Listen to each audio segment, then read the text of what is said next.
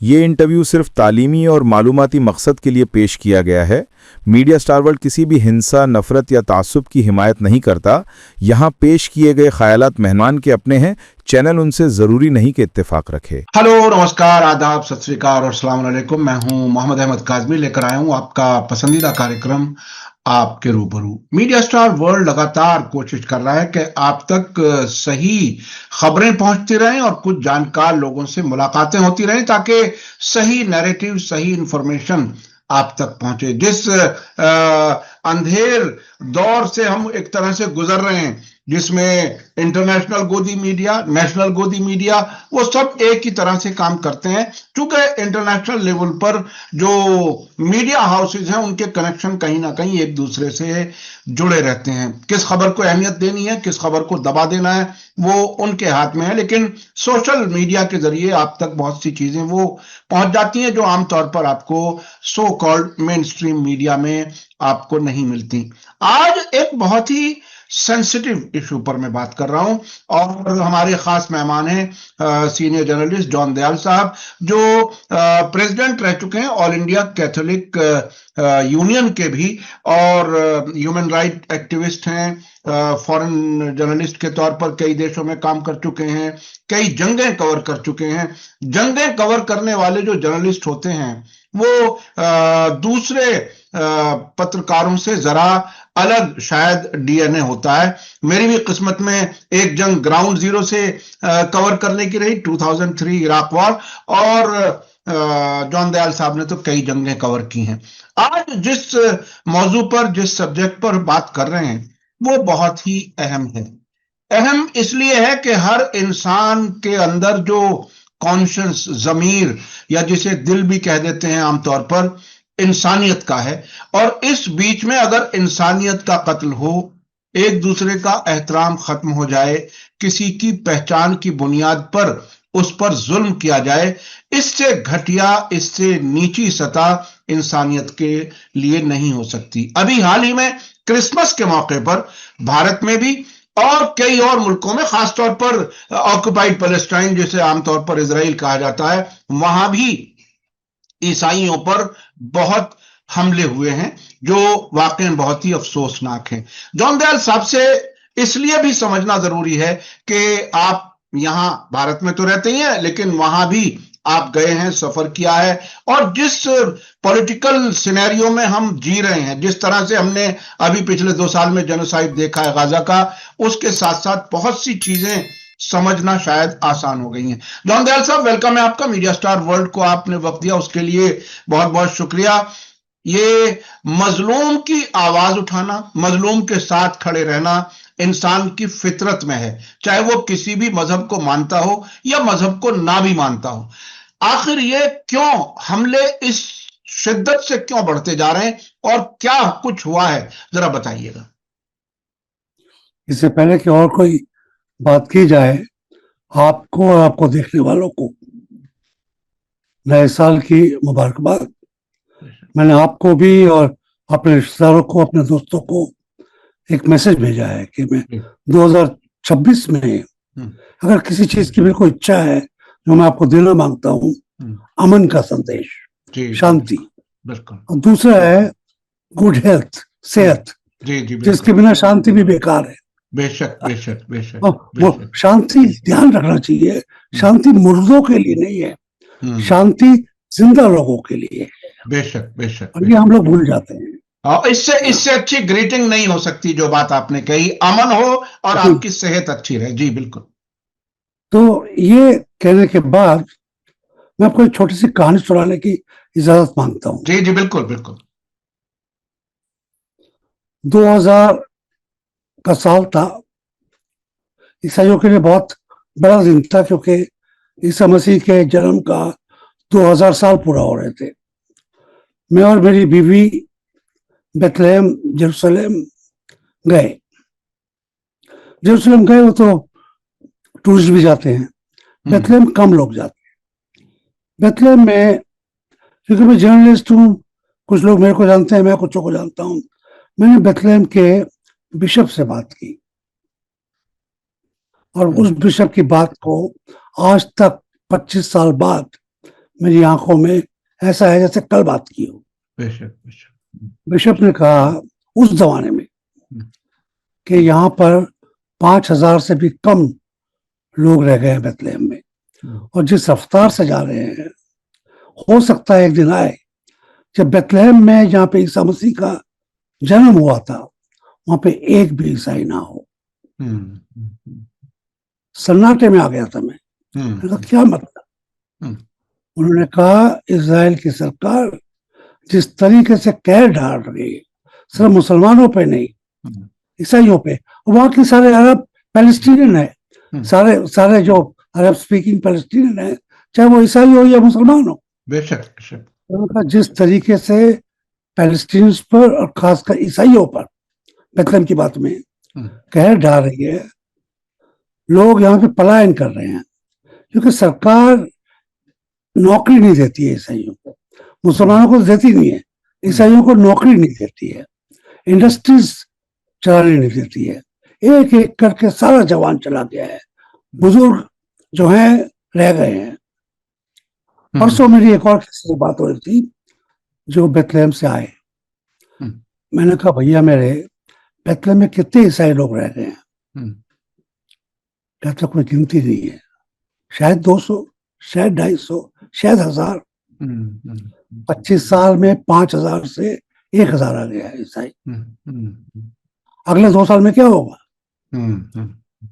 तो अगर मैं बदुआ देने वाला आदमी होता तो इसी बात पे बदुआ दे देता। नेतानियाहू को, सरकार को, अमेरिका को, जो भी उसको कह रहे हैं कि हम ईसाइयों के ईसाई हैं, हम ईसाइयों की मदद करते हैं पूरी दुनिया में, यहाँ पे बम मारेंगे, सोमालिया को करेंगे, इसको करेंगे, क्या कर रहे हैं? ईसा मसीह के जन्म स्थान पर ईसाई नहीं बचे हैं। दूसरी बात, मैं और मेरी बीवी जो डरपोक तो नहीं है, जर्नलिस्ट की बीवी है मगर महिला है, जिस तरीके से हमको पुलिस रोकती थी, एक जगह से दूसरी जगह निकली है, एक कस्बे से दूसरी जगह, बेथलेहम से निकली है, बेथलेहम के बाहर मिलिट्री पुलिस, मिलिट्री चेक कर रही है, चेक कर रही है, चेक कर रही है, चेक कर रही है। ईसा मसीह के जमाने में वहां पर यहूदियों का छोटा रास्ता, उनके ऊपर था रोमन का राज, रोमन के सिपह सलार वहां पे घूमते थे। शायद मां मरियम को जाने में इतनी दिक्कत नहीं होगी जितनी उनकी बेटी, मेरी बीवी, जिसका भी नाम मरियम है, उसको और उसके पति जॉन को जाने में दिक्कत हुई। सोचने की बात है, जिसको आप इजराइल कहें या वेस्ट बैंक कहें, वो एक डिक्टेटरशिप, एक पुलिस राज है, एक मिलिट्री राज है, इसमें कोई दो राय नहीं है, इसमें कोई दो राय नहीं है। और जो बड़े दिन को किया इजराइल की सरकार ने, तो छोटी बात थी। गाजा में ईसाई नहीं मरे क्या? गाजा में चर्चों के हमले नहीं हुए? उन लाशों में क्या ईसाई लोग नहीं है? बिल्कुल है, बिल्कुल। बच्चे, ईसाई बच्चे नहीं है, ईसाई जर्नलिस्ट नहीं है। जितना फिजिकल कहर इजराइल के राज में, उस इलाके में हो रहा है, पूरी दुनिया में आप कह सकते हैं और हिंदुस्तान में भी आप कह सकते हैं, उतने लोग, ईसाई लोग ना मरे हैं ना सताए गए हैं। तो बात यहां से करते हैं, जायनिज्म की बात है, तो और कोई एक तरीके से देखा जाए तो उनका कुछ, वो कहेंगे कि ईसा मसीह तो हमारे लिए कुछ भी नहीं है,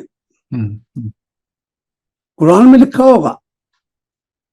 सर, मैं बीच में थोड़ा सा याद दिला रहा हूं अपने दर्शकों को। अभी पिछले दिनों इराक के मुकद्दस शहर करबला से जो वीडियो सामने आई है, 25 दिसंबर में जिस तरह से सजा करके ईसा मसीह के यौम विलादत को मनाया गया है, वो वाकई बहुत ही आंखें खोलने वाला था।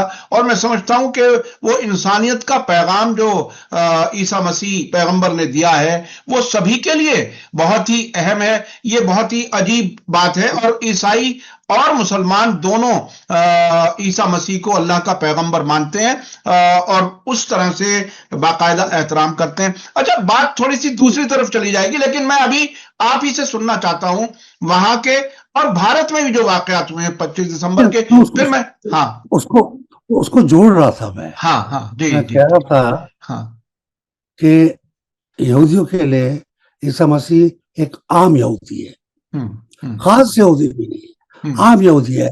ये कॉलेज नहीं गया, ये दाढ़ी वाला उस तरीके का रब्बाई नहीं था। हाँ, ये दूसरी कौम से आया था, ये राजाओं की कौम से आया था, ये लेवाइट्स गुरुओं की कौम से नहीं आया था, गुरु भी नहीं था, उसको मानते ही नहीं है। और अगर दुनिया में कोई और कौम है जो ईसा मसीह को मानती ही नहीं है तो दलाई लामा नहीं है, हालांकि वो भी इसमें आते हैं, वो हिंदुस्तान के धर्म है।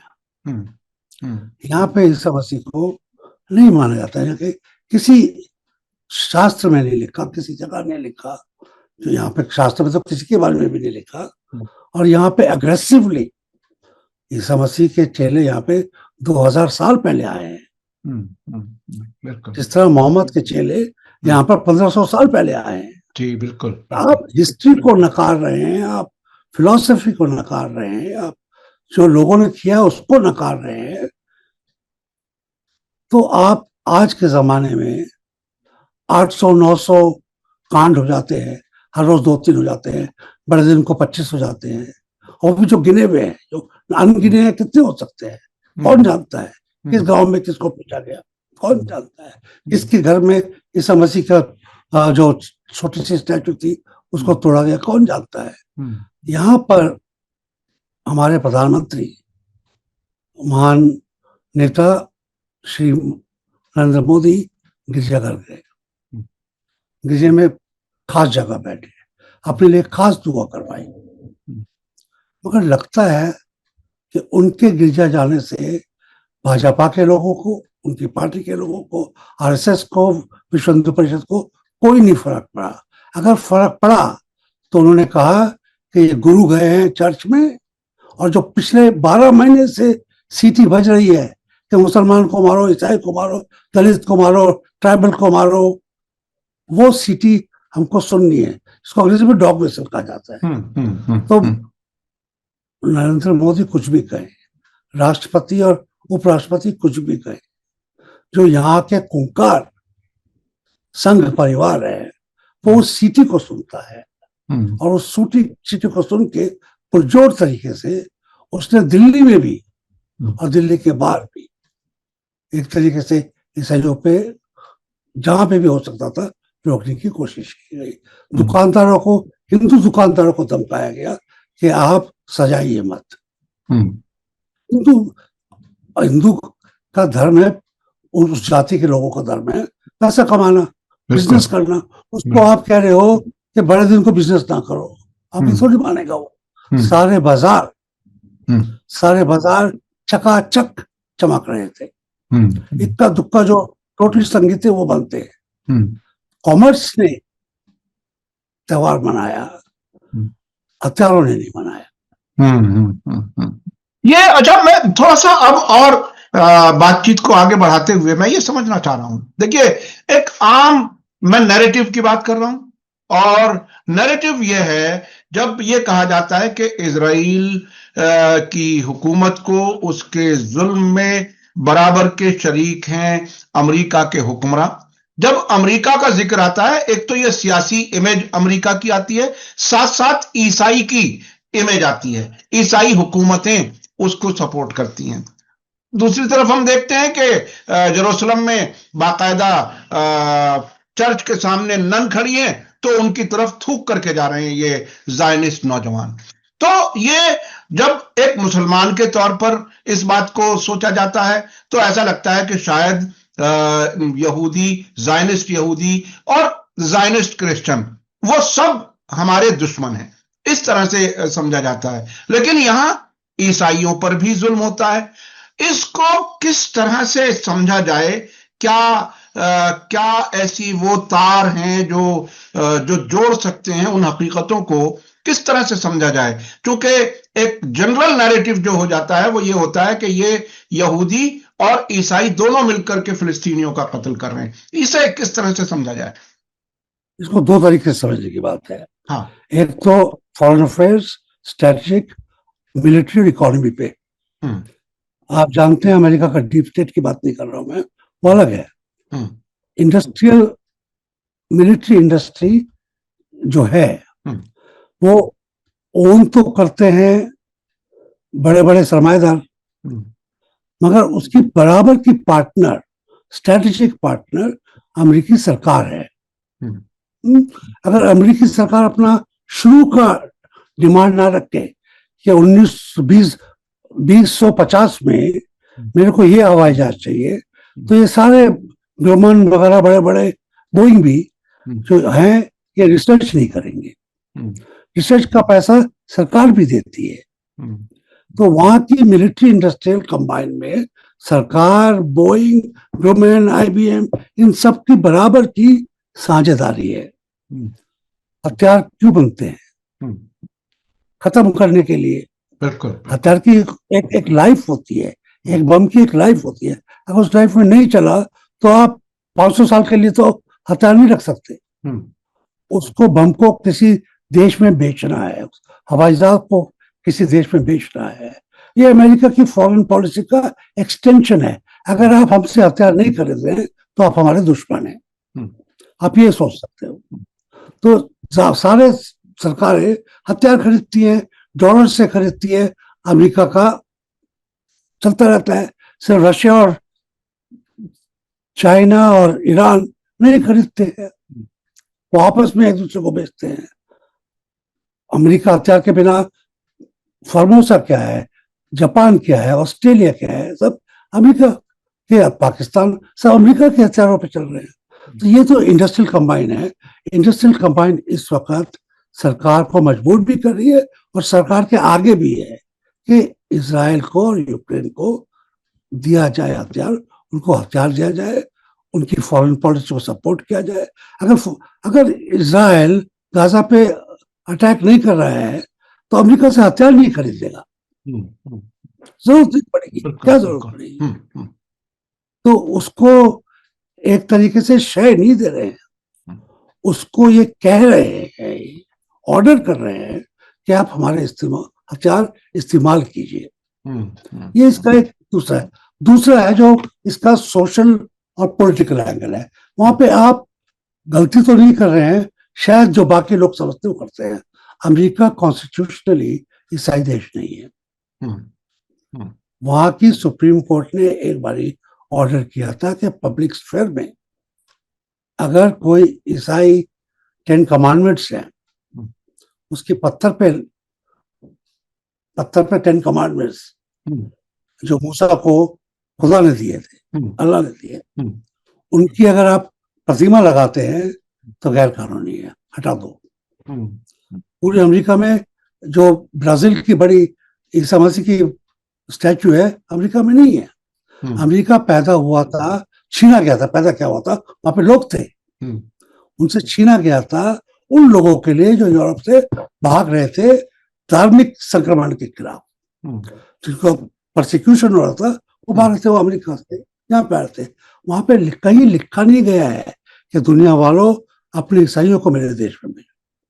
अगर यही बात होती तो इतने यहूदी अमेरिका में कहां से आ गए होते? आधे यहूदी जो अमीर यहूदी है, जो इजराइल में है, जो पावर में है, जो वहां की पॉलिसी डिक्टेट करते हैं, वो अमेरिका के भी सिटीजन है। पहले अमेरिका में थे, वहां से फिर 48 के बाद और परसों कह सकते हो आप इजराइल गए। इसके पहले तो इजराइल नहीं गए ना। तो कानूनन तौर पर क्रिश्चियन देश नहीं है, इटली है, इटली है, यूके है, क्योंकि यूके का राजा वहां का पोप भी है, चर्च ऑफ इंग्लैंड का पोप भी है, वो एक तरीके से कह सकते हो। वो ये क्रिश्चियन देश नहीं है, फिलीपीन क्रिश्चियन देश है, उसने अनाउंस किया है। तो ये कॉन्स्टिट्यूशनली जो क्रिश्चियन देश है, तो मगर हिंदुस्तान में भी गलतफहमी है, क्योंकि जो डोनाल्ड ट्रंप की कॉन्स्टिट्यूएंसी है वो व्हाइट अमेरिकन है, जहां से इनके दादा आए थे जर्मनी से। डोनाल्ड ट्रंप जर्मन है भैया। जी जी जी, बिल्कुल बिल्कुल बिल्कुल। हाँ, कोई भूल सकता है क्या? डोनाल्ड ट्रंप की खून जर्मन है, हॉलैंड, नॉर्वे, स्वीडन, ये देशों के लोग वहां पर अमेरिका में बसे हैं। इंग्लैंड के तो बसे हैं, इंग्लैंड के डोनाल्ड ट्रंप के साथ नहीं है, हराते हैं हमेशा। इंग्लैंड के लोग बसे हैं न्यूयॉर्क से लेके ऊपर मेन तक, ये ईस्ट कोस्ट पे इंग्लैंड के लोग बसे हुए हैं। तो ये जो बाइबल बेल्ट है, ये डोनाल्ड ट्रंप के पुराने खानदानी कनेक्शन कह सकते हो, वहां पर बाइबल बेल्ट है, वो इसको सपोर्ट करते हैं। मगर आप जानते हैं कि पैलेस्टीन में जो हुआ उसके खिलाफ सबसे बड़ी पब्लिक आउटरीच कहाँ पे हुई? ईस्ट कोस्ट पे, वेस्ट कोस्ट पे, शिकागो में, यहाँ पे 3 जगह हुई। बाइबल बेल्ट में नहीं हुई, मगर बाइबल बेल्ट में कोई बड़ी यूनिवर्सिटी भी नहीं है, उनको अपनी बाइबल से पुस्तक मिले, बाइबल का अपना बहुत अहम है। और चर्च ने वहां पे बहुत अजीम, जैसे पूरी दुनिया में कॉलेजेस बनाए हैं। सबसे बड़ा कैथलिक कॉलेज अमेरिका में है। उन कॉलेजेस में जो कैथलिक कॉलेजेस है वहां पे प्रोटेस्ट हुई। तो ये जो है, ये हिंदुस्तान के ईसाइयों को नहीं समझ आया। हिंदुस्तान के ईसाई अभी भी गलत फहमी में है कि एक तो ये जो अल्लाह मियां का यहूदी था, जिसका ओल्ड टेस्टामेंट में जिक्र है, जिसका तोरा में जिक्र है, उसको आप आज के यहूदी सरकार, ज़ायनिस्ट सरकार से जोड़ रहे हो। ये गलत फहमी है। ये तो जैसे हम लोग अगर आज के अब जो सड़क पर चल रहे आर्यन, जिसमें आप भी है, अगर हम तो हाथ कर दे कि आप बाहर के लोगों, तो ये तो गलत बात हो जाएगी ना। वो आए थे जो तुम्हें ना नरेंद्र मोदी का कोई हाथ है ना आपका हाथ है। तो ये सोचना है, ये सोच बदलनी होगी, और ये हमारे जैसे लोगों को टाइम लगेगा। मगर ज़ायनिस्ट ईसाई और ज़ायनिज्म के खिलाफ चर्च में भी, कैथलिक चर्च में, प्रोटेस्टेंट चर्च में एक मुहिम चल रही है, जो 20 साल पहले हल की थी, अब काफी जोर से हो गई है। हम लोग प्रेस कॉन्फ्रेंस करते हैं, पैलेस्टीनियन एम्बेसी जाते हैं, सड़क पर उतरते हैं, लिखते हैं। अच्छा जॉन दयाल साहब, अब मैं थोड़ा सा और आगे चलना चाहता हूं। वक्त जाहिर है महदूद है, उसी में आपसे कुछ बातें जरूर करनी है।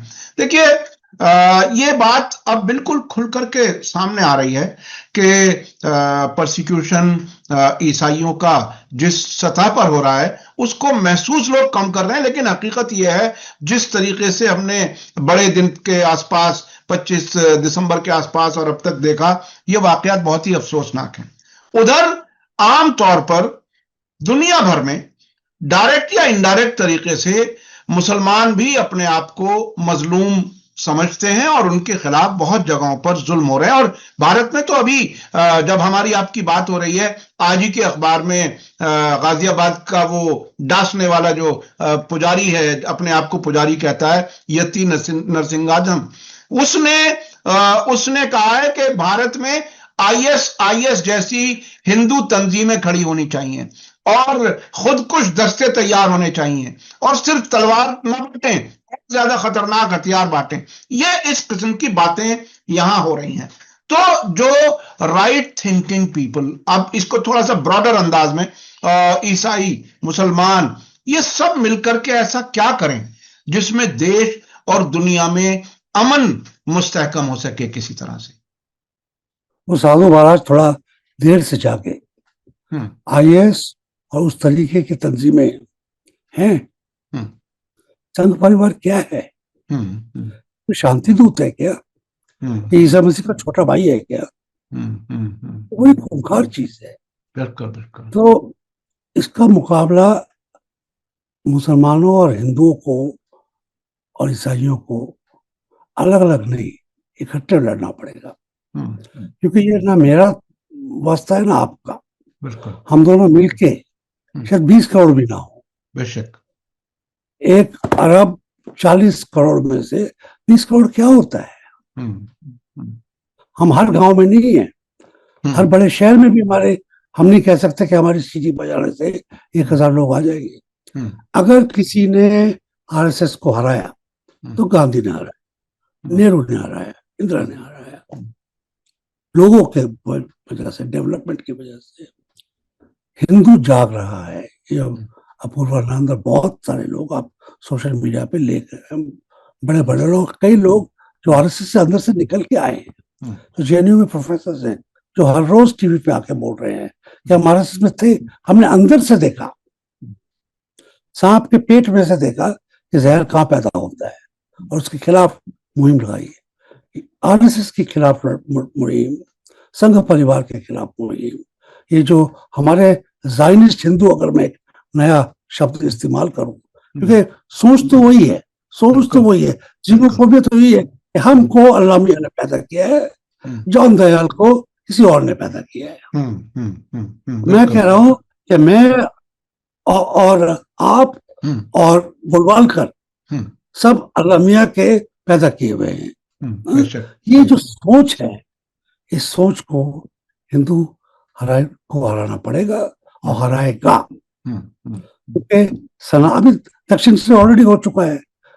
सनातन का ये अपमान कर रहे हैं, धर्म का अपमान कर रहे हैं, और इसका मुकाबला, क्योंकि अगर मैं आप कहें कि हिंदू को छोड़ के मुसलमान, ईसाई, सिख, बुद्धिस्ट इकट्ठे मिल जाए तो बहुत गलत बात हो जाएगी, बहुत गलत बात हो जाएगी। हिटलर को जो उसने यहूदियों को मारा 60 लाख, और उसी हिटलर की तंजीम और उसी सोच आरएसएस की सोच है, भाजपा की सोच है, नरेंद्र मोदी की सोच है। उसको हिटलर को हराने में, हिटलर ईसाई था, उसको हराने में वेस्टर्न अलायंस को आना पड़ा ना। इनको हराने में एक लार्जर इंडियन लिबरल अलायंस को खड़ा होना पड़ेगा। एक बार अमेरिका में कोalition अगेंस्ट जीनोसाइड बना था, जिसकी वजह से मोदी साहब 10 साल 12 साल अमेरिका ना जा पाए। इस तरीके का कोalition दुनिया के हर कोने में, खासकर अमेरिका और इंग्लैंड में और हिंदुस्तान में पैदा होना पड़ेगा। मेरे को यकीन है कि मैं नहीं, मगर मेरा बेटा या मेरा पोता, जब तक ये लोकल जो हमारा जायनिज्म है ये हार चुका होगा। ये बहुत ही अहम है, इसलिए भी कि जब तक इस खतरनाक नजरिए को नहीं हरा पाएंगे, मुल्क को, दुनिया को सही रास्ते पर नहीं चलाया जा सकता। अच्छा, अब थोड़ा सा मैं ये समझना चाहता हूं, खुद ईसाइयों के दरमियान आपस में क्या इन मजालिम के खिलाफ किसी किस्म का कोई डॉक्यूमेंटेशन वगैरह होता है? क्या लोग किस तरह से और बेहतर अंदाज में समझ सकें कि ईसाइयों पर किस किस किस्म के जुल्म होते हैं, जबकि ईसाइयों ने बड़ा कंट्रीब्यूशन दिया है, खासतौर पर तालीम के मैदान में। अक्सर लोग जो अपने आप को बड़ा कहते हैं, उनके बच्चे क्रिश्चियन स्कूलों में ही पढ़ते हैं। क्या कुछ है, किस तरह से समझा जाए? वो तो ना शुक्रगुजार है, उसकी बात नहीं करना मांगता, मगर क्योंकि आपने बात छेड़ी तो मैं दूसरी बात करना चाहता हूँ। मान लीजिए हमने एक भी स्कूल नहीं पढ़ा होता, तो हमारा कत्ल किया जाता क्या? नहीं, यकीनी तौर पर बिल्कुल नहीं। हम भारत के सिटीजन है भैया, हमारी जिंदगी यहाँ पर हमारी सिटीजनशिप के ऊपर पनपती है। जो किया हमारे बाप दादों ने किया, अब करते रहेंगे। वो एक समस्या का एक संदेश है। मगर ये कहना कि हमको माफ कर दो, हमको मारो मत क्योंकि हमने बहुत काम किया है, ये गलत सोच है। सोच ये है कि मैं हिंदुस्तान का नागरिक हूँ, यहाँ पर मेरे को जिंदा रहने का हक है, अपना धर्म रहने का हक है, आप रोक नहीं सकते। ये मेरी सोच है खुद की, शायद मैं टोटली गलत, मैं ये कभी नहीं कहता। नहीं, संविधान में ये सब कुछ है, संविधान में दिए हुए हक है ये। तो दूसरी बात आपने कही, मैंने खुद आज से 30 साल पहले डॉक्यूमेंटेशन शुरू किया था। मैं एक तक आप कह सकते हो कि मैं इसका दाता हूँ। जब से अभी तक लगातार चालू है डॉक्यूमेंटेशन। हर कांड जो होता है आप उसका लेखा जोखा रखता है। कभी कोई बड़ी किताब बनेगी तो बनेगी, मगर इस साल जैसे मैंने कहा 824 825 मेजर कांड हो चुके हैं। इसका मतलब है तकरीबन हर रोज 2.5-3 कांड हो जाते हैं। एक शर्मनाक बात नहीं है। पुलिस क्या कर रही है, एमपीस क्या कर रहे हैं, पार्लियामेंट क्या कर रही है, पंचायत क्या कर रहा है, प्रधानमंत्री क्या कर रहे हैं। चर्च जाने से नहीं काम होगा भैया, काम होगा थानेदार को डांटने से। थानेदार जब अपने सिपाही भेजेगा तब क्राइम रुकेगा। प्रधानमंत्री दुनिया के सारे चर्चों में चले जाएं और हिंदुस्तान के बाहर सारे मस्जिदों में चले जाएं, यहाँ पे कांड खत्म नहीं होगा।